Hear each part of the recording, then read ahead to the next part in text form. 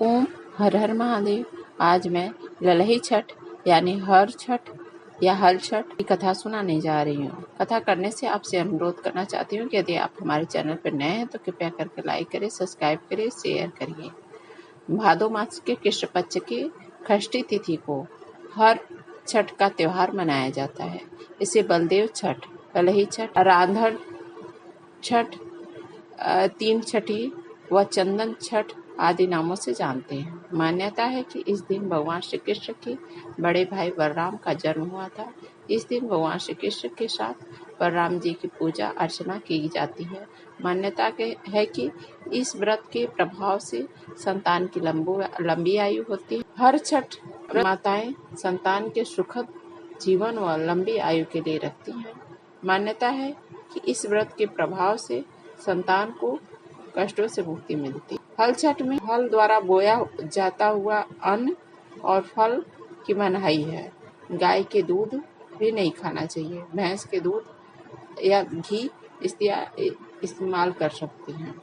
इसमें ग्वालिन की कथा आती है। एक ओर वह प्रसव से व्याकुल थी तो दूसरी ओर मन गौरस दूध दही बेचने में लगा हुआ था। उसने सोचा कि यदि प्रसव हो गया तो रस यूं ही पड़ा रह जाएगा। यह सोचकर उसने दही दूध के घड़े सिर पर रखे और बेचने के लिए चल पड़ी। किंतु कुछ दूर पहुंचते ही उसे असहनीय प्रसव पीड़ा हुई। वह एक झरबेली की ओड़ में चली गई।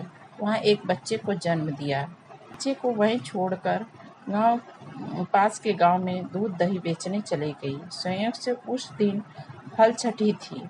गाय भैंस से मिश्रित दूध को केवल भैंस का दूध बता करके उसने सीधे साधे ग्वालों को बेच दिया। उधर जिस झरबेरी के नीचे उसने बच्चे को छोड़ा था उसके समीप की खेत में एक किसान हल जोत रहा था। अचानक उसके बैल भड़क उठे और हल शरीर में घुसने से वह बालक मर गया। इस घटना से किसान बहुत दुखी हुआ। फिर भी उसने हिम्मत और धैर्य से काम किया। उसने झरबेली के कांटों से ही बच्चे के चिरे हुए पेट में टाके लगा दी और उसे वहीं छोड़कर चला गया। कुछ देर में ग्वालिन दूध बेचकर वहां पहुंची। बच्चे की ऐसी दशा देख करके उसे समझते देर न लगी। कुछ देर बाद ग्वालिन दूध बेचकर वहां वापस पहुंची। बच्चे की ऐसी दशा देख करके उसे समझते देर न लगी कि वह सब उसके पास पाप की सजा है। वह सोचने लगी, मैंने झूठ बोलकर गाय का दूध बेचा है और गांव की स्त्रियों का धर्म नष्ट किया है तो मेरे बच्चे की यह दशा न होती। अतः मुझे लौटकर सब बातें गांव वालों को बताकर प्रायश्चित करना चाहिए। ऐसा निश्चय कर वह गांव में पहुंची।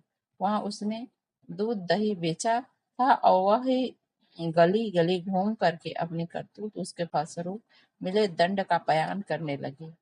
तब स्त्रियों ने स्वधर्म रक्षा और उस पर रहम खाकर उससे क्षमा कर दिया और आशीर्वाद दिया।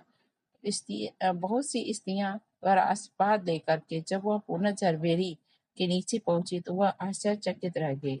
वहां उसका जो पुत्र था वो जीवित हो गया। जीवित अवस्था में देख करके उसने मन में संकल्प लिया कि आज से मैं झूठ नहीं बोलूंगी, चाहे कुछ भी हो जाए। अपने स्वार्थ के लिए कभी झूठ नहीं बोलूंगी। और जैसे ग्वालिन को ललही छठ ने ग्वालिन के बच्चे को आशीर्वाद दिया वैसे सभी को आशीर्वाद दे। बोलिए एक बार बलराम जी की जय, छठ माता की जय।